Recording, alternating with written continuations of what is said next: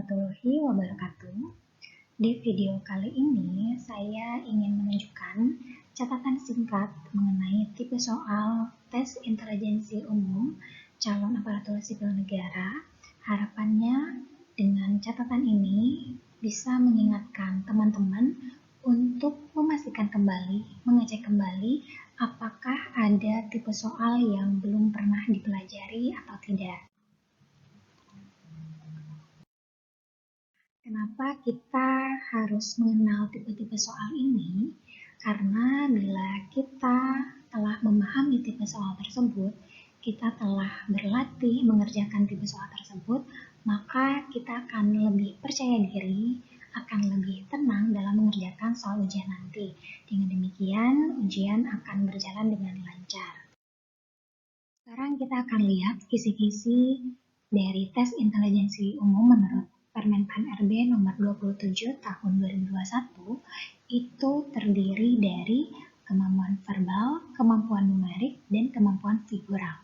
Nah, kemampuan verbal ini terdiri dari analogi, silogisme, analitis, sedangkan dalam kemampuan numerik ini ada soal berhitung, deret angka, soal cerita, dan perbandingan kuantitatif.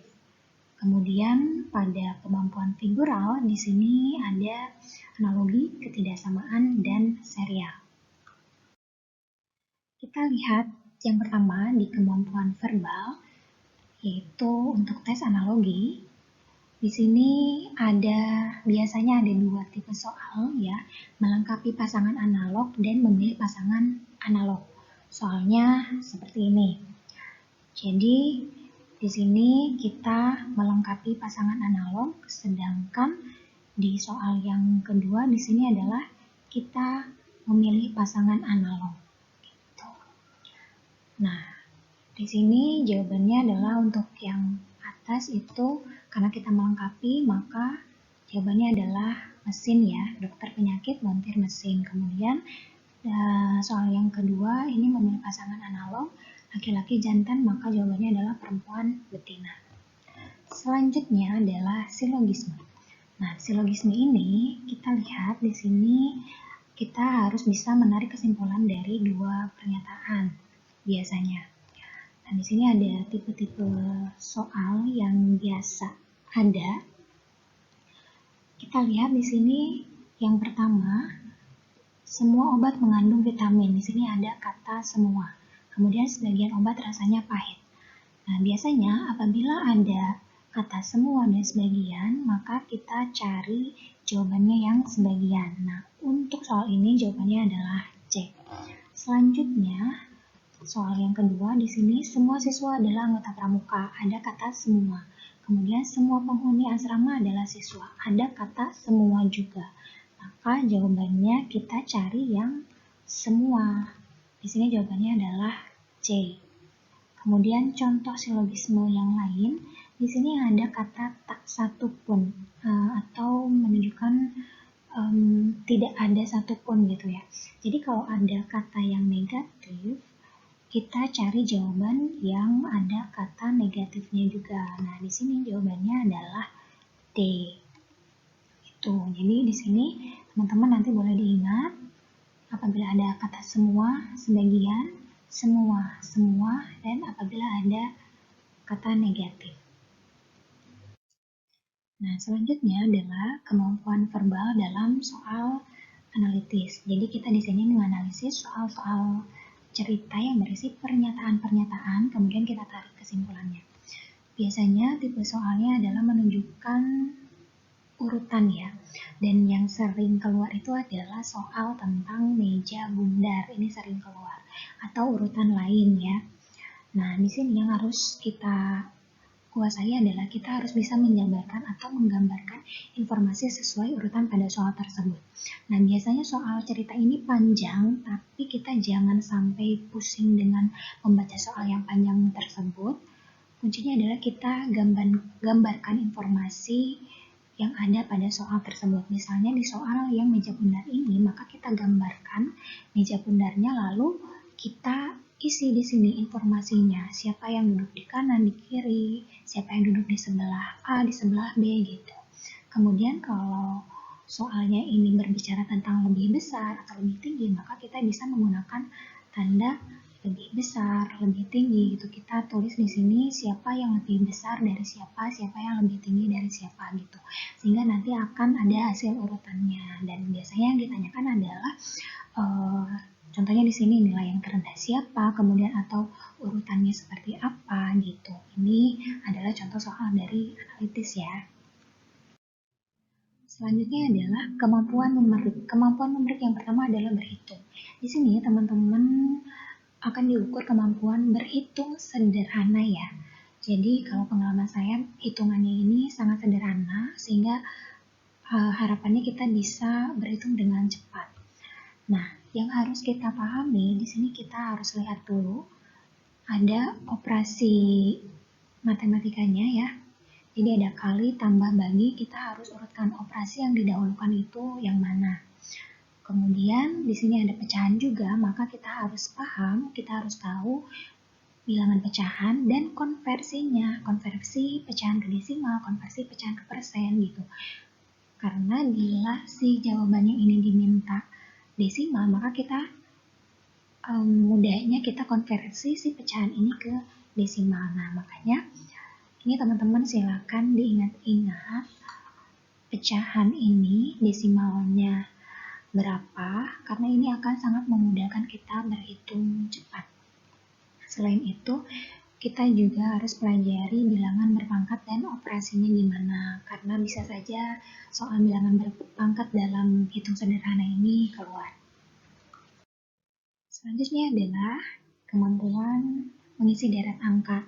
Ya, jadi biasanya deret angka ini seperti ini, yang warna hijau ini adalah jawabannya. Jadi kita harus tentukan dulu ini ada berapa larik. Yang di sebelah kanan di sini ini adalah 1 larik.